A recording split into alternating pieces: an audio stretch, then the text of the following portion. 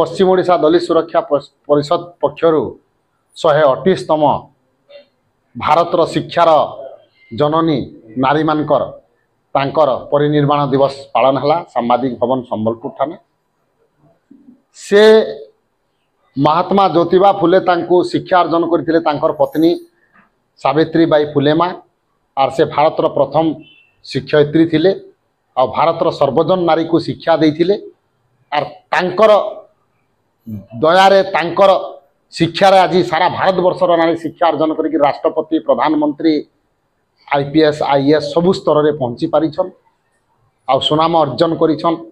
आज से समाज को वार्ता दि जाउछे नारी समाज को जे प्रकृति से सावित्री बाई फुले को जन प्रकार सम्मान मिलवार कथा नहीं मिली पारी तांकर 128तम परिनिर्माण दिवस अवसर में नारी समाज को अनुरोध करमी अपील करमी जे उपयुक्त सम्मान तांको दो तांकर स्नेह और तांकर शिक्षा लगी आज आपण माने बहुत आगे पहुँची पाइछन। जय भीम जय भारत।